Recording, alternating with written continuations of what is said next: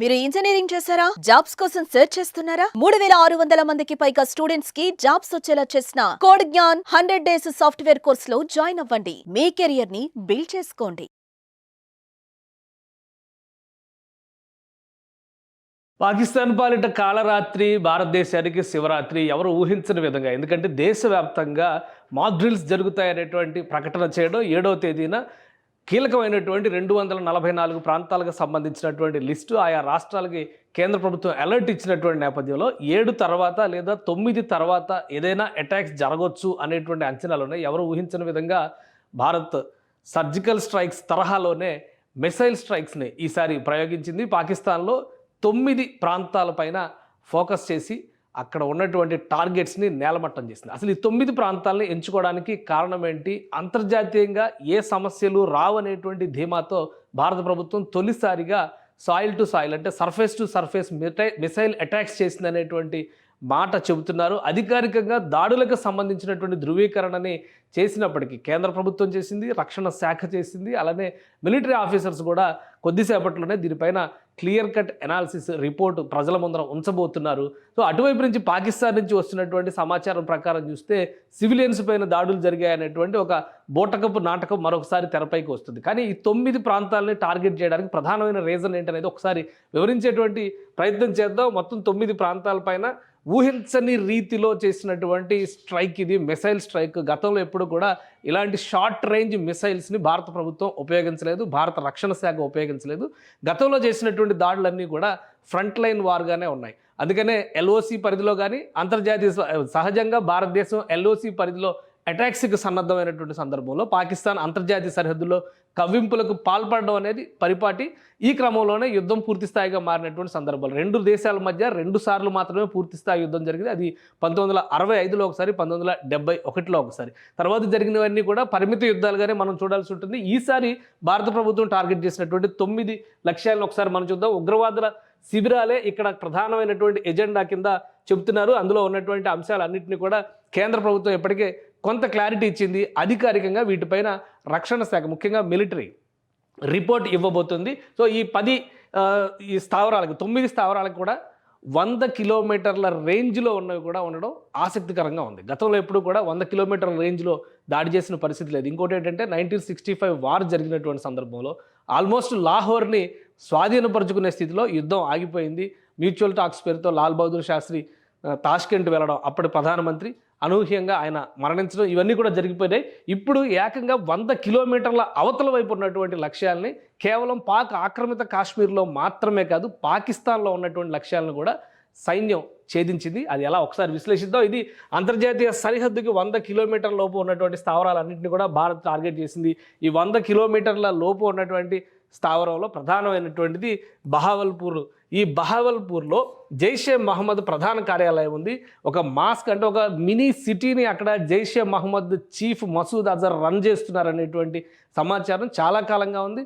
భారత ఇంటెలిజెన్స్ వర్గాలు కూడా దీన్ని ప్రపంచం దృష్టికి తీసుకొచ్చేటువంటి ప్రయత్నం చేశాయి. ఇది ఒక ఉగ్రవాద శిక్షణ శిబిరంగా ఇక్కడికి వచ్చినటువంటి వారిని సెలెక్ట్ చేసుకుని తీవ్రవాద క్యాంపులకి తరలిస్తారనేటువంటి ప్రచారం కూడా ఉంది. ఈ కార్యక్రమాలన్నీ నిర్వహించడానికి జైషే మహమ్మద్ ప్రధాన కార్యాలయంతో పాటు అక్కడ ఒక మసీదును కూడా రన్ చేస్తారు. ఆ మసీదుకు వచ్చేటువంటి యువతని ఉగ్రవాదం వైపు ప్రోత్సహించేటువంటి వ్యవస్థలు, వ్యక్తులు అక్కడ ఉన్నారనేది సమాచారం. ఇది చాలా కాలంగా అధికారికంగా ఆధారాలతో సహా భారత ప్రభుత్వం అందించినప్పటికీ చర్యలు తీసుకున్నటువంటి పరిస్థితి లేదు. సో బహావల్పూర్లో ఉన్నటువంటి ఈ టార్గెట్ని కొట్టిపడేసింది. ఎక్కడైతే జైషే మహమ్మద్ కార్యాలయం ఉందో అక్కడే టార్గెటెడ్గా కంప్లీట్గా అది కొలాప్స్ అయ్యే విధంగా ఆర్మీ ఈ స్ట్రైక్స్ చేసింది. సో ఇది మేజర్ టార్గెట్ కింద మనం చూడాల్సి ఉంటుంది. జైషే మహమ్మద్ మసూద్ అజర్ అనగానే ఒక విషయం అందరికీ గుర్తుకొస్తుంది. IC-814 హైజాక్ 1999లో అటల్ బిహారీ వాజ్పేయి ప్రభుత్వం అధికారంలో ఉన్న సందర్భంలో జరిగినటువంటి హైజాక్. ఇటీవల దీనిపైన ఒక మినీ సిరీస్ కూడా వచ్చింది. ఆ హైజాక్ సందర్భంగా విడుదలైనటువంటి భారతదేశంలో ఉన్న ఖైదీనే మసూద్ అజర్. అప్పటి నుంచి కూడా అనేక రకాలుగా భారతదేశాన్ని ఇబ్బందులు పెడుతున్నటువంటి వ్యక్తి. ఇప్పుడు అతని స్థితిగతి ఏంటి? ఒకవేళ అదే స్థావరంలో కనుక ఉంటే నేలమట్టమైనటువంటి శిథిలాల కింద అతని శరీరం దొరుకుతుందా అనేటువంటి అంశం పైన కూడా ఆసక్తి నెలకొని ఉంది. సో 100 కిలోమీటర్ల రేంజ్లో ఇది ఒక కీలకమైనటువంటి అనుకుంటే, మిగతా అన్నీ కూడా కాశ్మీర్లో ఆక్రమిత కాశ్మీర్లో ఉన్నటువంటి ప్రాంతాలు ఎల్ఓసికి సమీపంగా ఉన్నటువంటి ప్రాంతాలు. అందులో మురిట్కే ఒకటి, సాంబా ఎదురుగా ఉన్న సరిహద్దు ఇది 30 కిలోమీటర్ల దూరంలో ఉంటుంది. ఇక్కడ లష్కరే తోయిబా క్యాంపులు నిర్వహిస్తుంది.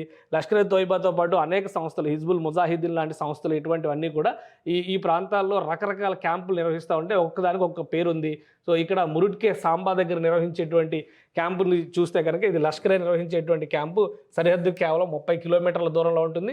పూర్తిగా నేలమట్టమైనట్టుగా సమాచారం ఉంది. ఇక నియంత్రణ రేఖ దగ్గర పూంచ్ సెక్టార్, ఇవన్నీ కూడా కాశ్మీర్, జమ్మూ కాశ్మీర్లో ఉన్నటువంటి ప్రాంతాలు. దానికి ఎంత సమీపంలో, ఎంత డిస్టెన్స్లో ఉన్నాయనేటువంటి డేటా వచ్చింది మనకి. సో 35 కిలోమీటర్ల డిస్టెన్స్లో ఉంది గుల్పూర్. ఇక్కడ కూడా ఒక ఉగ్రవాద శిక్షణ శిబిరం నడుస్తుంది. సో దీనిపైన కూడా అటాక్ జరిగింది. ఈ అటాక్ తర్వాత ఈ శిబిరాలన్నీ కూడా నేలమట్టమైన. ఇక పాక్ ఆక్రమిత కాశ్మీర్లో ఉన్నటువంటి తంగ్తర్ సెక్టార్ లోపల, అంటే ఇది ఆక్రమిత కాశ్మీర్లో ఉన్నటువంటి తంగ్తర్ సెక్టార్ 30 కిలోమీటర్ల పరిధిలో వస్తుంది. సవాయ్ అనేటువంటి ప్రాంతంలో లష్కరే క్యాంపు నిర్వహిస్తుంది. ప్రధానంగా చూస్తే లష్కరే క్యాంపులు, హిజ్బుల్ ముజాహిద్దీన్కి సంబంధించినటువంటి క్యాంపులు, జైషే మహమ్మద్కి సంబంధించినటువంటి క్యాంపులే ఎక్కువగా ఉన్నాయి. వీళ్ళు రకరకాల మారుపేర్లతో, ఇప్పుడు లష్కరే తోయిబాకి సంబంధించి మొన్నే ఉగ్రదాడి జరిగినటువంటి సందర్భంలో పెహల్గాం దాడికి సంబంధించి ఒక ప్రకటన కూడా వచ్చింది. మనకు అందరికీ తెలిసినటువంటి ప్రకటన. అది ఫ్రంట్ లైన్ ఆర్గనైజేషన్గా పనిచేస్తూ అక్కడ జమ్మూ కాశ్మీర్లో పోరాటం చేసినటువంటి స్వాతంత్ర సమరయోధులుగా చిత్రీకరించేటువంటి ప్రయత్నం జరుగుతుంది. సో అదే తరహాలో మిగతా ప్రాంతాల్లో ఉన్నటువంటివన్నీ కూడా. ఇంకా జేఎం లాంచ్ ప్యాడ్, ఇది బిలాల్ క్యాంప్ అని చెప్పని, ఇది కూడా ఉగ్రవాద శిబిరాన్ని నిర్వహిస్తారు. జేఎం లాంచ్ ప్యాడ్ అనేటువంటి దగ్గర ఒక చిన్న స్థాయి క్షిపణి వ్యవస్థ కూడా ఉంది అనేది సమాచారం ఉంది. గతంలో కూడా దీనిపైన అటాక్స్ జరిగినాయి. కార్గిల్ యుద్ధ సమయంలో కూడా ఇక్కడ ఫోకస్ చేసింది భారత సైన్యం. సో అలానే రాజౌరి సెక్టార్కి ఇదే ప్రాంతంలో ఉన్నటువంటి క్యాంపు ప్రాంతానికి పరిసర ప్రాంతాల్లో ఉగ్రవాదులు, శిక్షణ పొందేటువంటి ఉగ్రవాదులు నివసించేందుకు అవకాశం ఉండే విధంగా కొన్ని క్యాంపులను తయారు చేశారు. వాటన్నిటిని కూడా ధ్వంసం చేసింది. ఇవి రాజౌరి సెక్టార్కి ఎదురుగా ఉన్నాయి, 15 కిలోమీటర్ల దూరంలో వస్తాయి. ఇవి జేఎం లాంచ్ ప్యాడ్ పరిధిలోకి వచ్చేటువంటి ప్రాంతాలే. వీటన్నిటిని కూడా ధ్వంసం చేసింది. మొత్తం 9 టార్గెట్లు భారత ఆర్మీ టార్గెట్ చేసింది. కాబట్టి ఈ రాజౌరి ఇవన్నీ కూడా జమ్మూ కాశ్మీర్లో ఉన్నటువంటి ప్రాంతాలు. నియంత్రణ రేఖకు 10 కిలోమీటర్ల పరిధిలో ఉన్న బర్నాలా క్యాంపు, ఇది కూడా రాజౌరి పరిధిలో ఉండేటువంటి క్యాంప్ ఇది. ఇక్కడ కూడా అటాక్స్ జరిగినాయి. సాంబా కతువా ఎదురుగా ఉన్న అంతర్జాతీయ సరిహద్దుకి 8 కిలోమీటర్ల దూరంలో ఉన్నటువంటి సర్జిల్ క్యాంపు. ఈ సర్జిల్ క్యాంపు ఇది జేఎంకి సంబంధించి, జైషే మొహమ్మద్కి సంబంధించినటువంటి క్యాంపు. ఎక్కడైతే బహవల్పూర్లో ఎంపిక చేసినటువంటి తీవ్రవాదుల్ని, ఈ మధ్య తీవ్రవాదులు ఇంకొక కొత్త స్ట్రాటజీ ఉపయోగించారు. పాకిస్తాన్లో విద్యాభ్యాసం కోసం వస్తున్నట్టుగా కొంతమందిని ఎంపిక చేసుకోవడం, వాళ్ళని తీసుకురావడం, వాళ్ళని తీసుకొచ్చిన తర్వాత ఈ తీవ్రవాద క్యాంపులకు తరలించి అక్కడ శిక్షణ ఇచ్చేటువంటి ప్రణాళికని అమలు చేస్తున్నారు. సో వీటిని అమలు చేసేటువంటి వ్యవస్థల మొత్తాన్ని కూడా కూకటి వేళతో పెకలించేటువంటి ప్రయత్నం భారత ఆర్మీ చేసింది. ఇది జైషే మహమ్మద్కి సంబంధించినటువంటి క్యాంప్ ఇది. అలానే అంతర్జాతీయ సరిహద్దుకు 15 కిలోమీటర్ల దూరంలో ఉన్నటువంటి సియాల్కోట్ సమీపంలో ఉన్న హెచ్ఎం శిక్షణా శిబిరం, ఇది మెహమూనా క్యాంప్ అంటారు. ఇక్కడ కూడా వందల మంది సైన్యంలో, ఆర్మీని ధ్వంసం చేసి, అంటే ఈ వందల మంది తీవ్రవాదులను తయారు చేయడం, భారత ఆర్మీని ఇబ్బందులు పాలు చేయడం, ఇవి అంతర్జాతీయ సరిహద్దు సమీపంలో ఉన్నటువంటి ప్రాంతాలు ఇవి. ఒకవైపు పాక్ ఆక్రమిత కాశ్మీరు, మరొక వైపు పాకిస్తాన్ భూభాగంలో ఉన్నటువంటి ప్రదేశాలు. ఈ రెండిటిని కూడా ఈసారి టార్గెట్ చేసింది. గతంలో ఎప్పుడు భారత ఆర్మీ టార్గెట్ చేసినప్పటికీ కూడా కేవలం పాక్ ఆక్రమిత కాశ్మీర్లో ఉన్నటువంటి శిబిరాలపైనే దాడులు జరిగినటువంటి సందర్భాలు ఉన్నాయి. కానీ మొదటిసారిగా పాకిస్తాన్ భూభాగంలోకి స్ట్రైక్స్ జరగడం అనేది ఆసక్తికరమైనటువంటి అంశం. ఇంకోటి, ఇప్పటివరకు వస్తున్నటువంటి సమాచారం ప్రకారం తెలుస్తుంది ఏంటంటే, ఇవన్నీ కూడా సర్ఫేస్ టు సర్ఫేస్ మిసైల్స్ని ప్రయోగించడం ద్వారా చేసినటువంటి విధ్వంసం. ఈ విధ్వంసకాండలో దాదాపు 100 మందికి పైగా చనిపోయి ఉంటారని చెప్పిన అంచనాలు వేస్తున్నారు.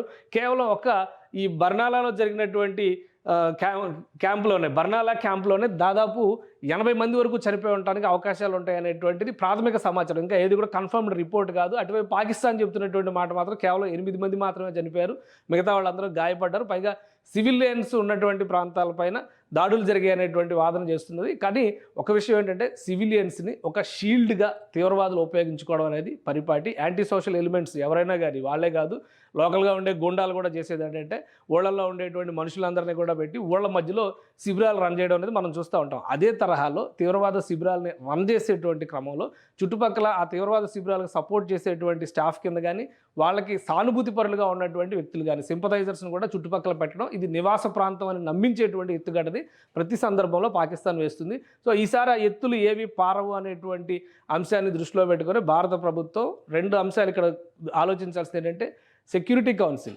యుఎన్ సెక్యూరిటీ కౌన్సిల్లో కేటగారికల్గా సీమాంతర ఉగ్రవాదం పైన భారత ప్రభుత్వం చేసినటువంటి ప్రకటన, దానికి సభ్య దేశాలు ఇచ్చినటువంటి మద్దతు, దీన్ని దృష్టిలో ఉంచుకొని అంతర్జాతీయంగా తీవ్రవాదాన్ని పాకిస్తాన్ పెంచి పోషిస్తోందనేటువంటి వాదనని క్లియర్గా తెరపైకి తీసుకొచ్చింది భారత ప్రభుత్వం. ఆ మరుసటి రోజునే దేశవ్యాప్తంగా కూడా యుద్ధ సన్నద్ధతని ప్రకటించి ఆకస్మికంగా ఈ స్ట్రైక్స్ని చేసింది. ఆపరేషన్ సింధూర్ అనేది ఖచ్చితంగా భారత నుదుటిన సింధూరంగా భావించాల్సినటువంటి పరిస్థితిని ఈరోజు ఇండియన్ ఆర్మీ క్రియేట్ చేసింది. సుమన్ టీవీలో మీ పర్సనల్ అండ్ బిజినెస్ ప్రమోషన్స్ కోసం కింది నెంబర్కి కాంటాక్ట్ చేయండి.